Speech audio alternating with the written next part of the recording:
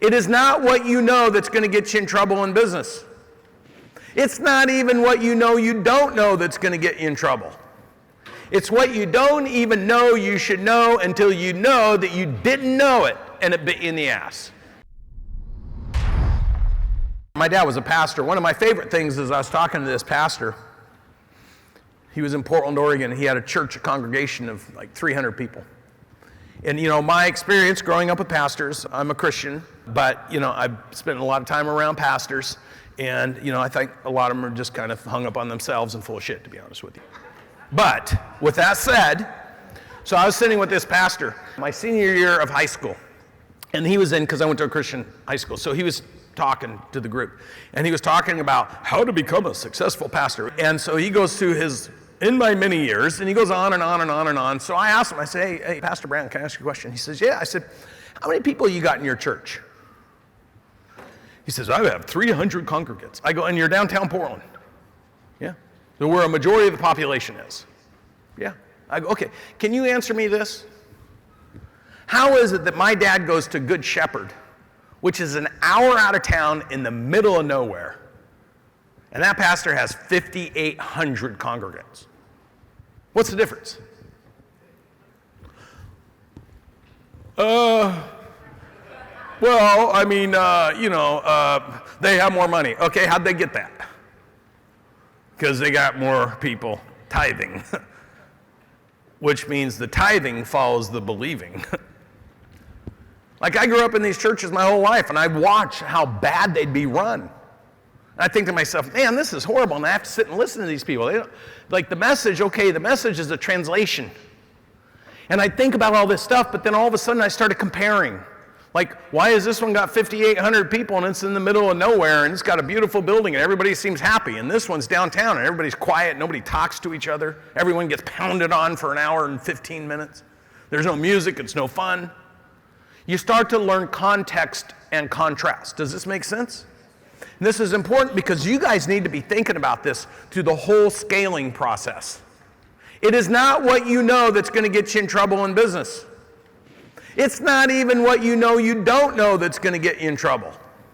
It's what you don't even know you should know until you know that you didn't know it and it bit you in the ass. And that's 95% of everything you're going to experience in the scaling process. There's 8 specific things that have to work together at 8s and 9s and 10s level of impact in order to make it to 125 million, making 25 to 30% EBITDA. And private equity knows when you finally got there, you have the right executive team, you've got the right systems, you have the right process, you know what you're looking at, you've got the client base, you've got the perfect client avatar, you've got the systemization, everything that runs on it, you've been through your management team leaving and reshuffling to new management teams. There's all these implications in the growth cycle that really start to get complicated at 25 million when you have to switch from cash to accrual. And the person you call controller or CFO that you recruited out of church when you're in breakpoint 1, that's been a buddy, that all of a sudden becomes the senior bookkeeper, that all of a sudden becomes the controller, that all of a sudden becomes the CFO, and you're struggling in business, and the banker's sitting there going, man, the person you got working for you can't even do basic accounting. But you feel loyal because they've been there since the beginning. And this happens across the cycle of growth. And all of a sudden you get to 25 million, you got all these people. You got the sales director who is your friend or your brother or your sister's cousin. You got all these people and you feel so loyal to them, but none of them actually understand functionally and structurally how to work together as a team and apply the systems and the technology and the information that you need. So a hard decision gets made. You start trying to find other people to solve your problems.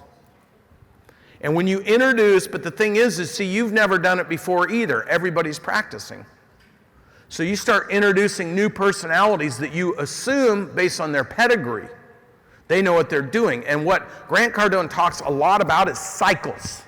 So you're sitting there in breakpoint 3, and you meet somebody who's up in breakpoint 5, and you're like, oh man, this person's been there, they're running a big company, I'm going to bring them down to run my business. The thing is, they may have started at that company in cycle 5, or 4, and they don't know anything about the cycle you're in, because every one of those things is a cycle. And if you don't have the right underpinnings, the right foundational elements in place before you move to another cycle, then you will break as you add weight to your organization. And then if you grab people up here and try to bring them down there, they don't understand.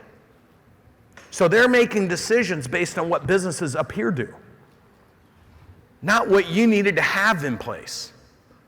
And they expedite the weight on your organization by trying to pull you up to what they did up there, but you are not ready for it. And you start losing your people, your loyal people, and you break. We've tracked so many different implications across each one of these categories. We can tell you almost precisely what you're going to encounter, what elements you need to have in place, when they need to be in place, and how they need to be in place, and who they need to be in place with. If you had that information, would you build your business faster, yes or no? If you knew how to make your first 100 grand or your first 200 grand or your first 500 grand, and you knew how to do it bigger, better, faster, more profitably, would you be more confident in the pursuit of that business? Absolutely.